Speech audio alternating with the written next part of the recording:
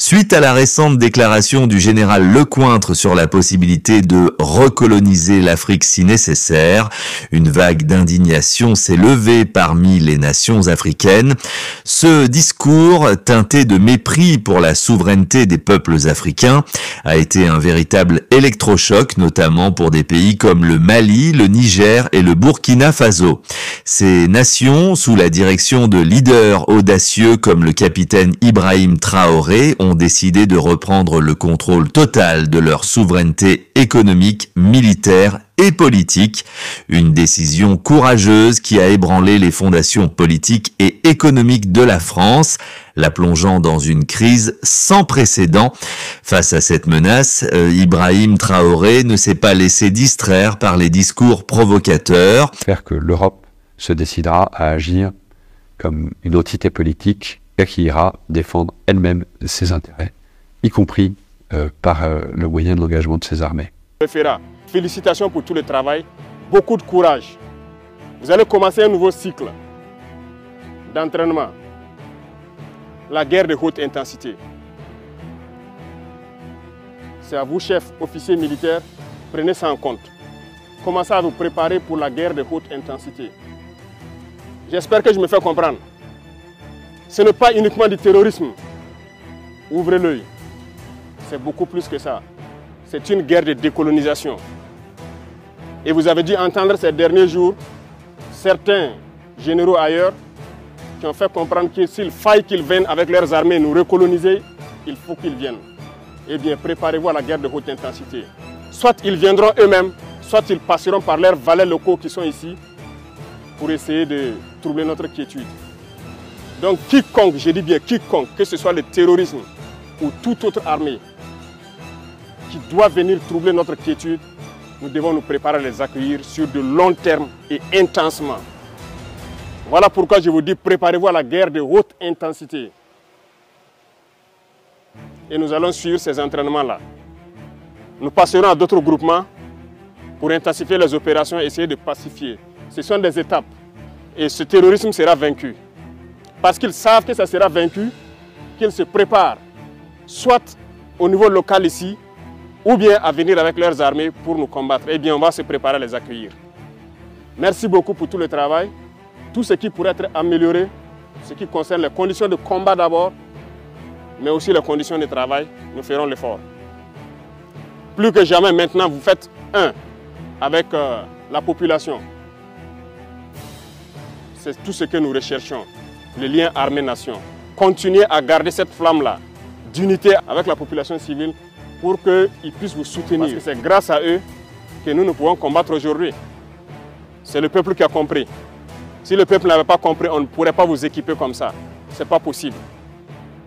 Mais les gens ont compris, se sont engagés et nous faisons beaucoup d'efforts pour que la capacité opérationnelle ne fait que s'accroître. Donc félicitations, beaucoup de courage. Et bonne chance pour vos Le jeune capitaine, reconnu pour son dynamisme et sa détermination, a averti son armée d'une potentielle guerre de très haute intensité. Selon lui, le combat dépasse désormais le cadre du terrorisme pour devenir une véritable confrontation militaire. Il a affirmé sans détour: « Nous devons être prêts à tout car l'ennemi ne se cache plus ». Pendant que d'autres leaders pourraient se prendre la situation à la légère, Traoré travaille sans relâche jour et nuit pour préparer son pays à une éventuelle guerre. Sa détermination se reflète dans chacune de ses actions: renforcer les capacités militaires, moderniser les équipements et mobiliser son peuple. En tant que capitaine d'armée, il comprend mieux que quiconque les enjeux stratégiques et les défis à venir. Récemment, Ibrahim Traoré a supervisé l'arrivée de nouveaux équipements militaires de pointe, marquant une étape clé dans la montée en puissance des forces armées burkinabées. Des camions blindés, des matériels anti-mines et d'autres équipements stratégiques sont venus compléter un arsenal déjà en constante évolution. Mais pour lui, cela ne suffit pas. Traoré va au-delà des préparatifs militaires en prenant des mesures inédites. Dans un geste de sagesse et de stratégie, il a récemment accordé une grâce présidentielle à 1200 détenus. Donc, conformément à toutes ces dispositions, le droit de grâce appartient au chef de l'État qui l'exerce. Et donc, pour cette année, c'est-à-dire à compter du 1er janvier 2025, c'est à peu près 1200 personnes qui sont concernées, dont plus de 400 qui vont voir une remise totale de peine, plus de 750 qui vont avoir une remise partielle de peine, et 3 qui étaient condamnés à une prison à perpétuité, qui vont voir les peines être commuées en prison à temps. Ces prisonniers, parmi lesquels les condamnés pour des délits mineurs, sont désormais libres et prêts à rejoindre leurs compatriotes dans la lutte pour défendre leur nation. Ce geste n'est pas anodin. Il reflète une profonde compréhension de l'unité nationale nécessaire pour faire face à l'impérialisme. Ce leader hors du commun incarne une vision unique. Ibrahim Traoré, bien que jeune, démontre une maturité exceptionnelle et une capacité à anticiper les défis de manière proactive.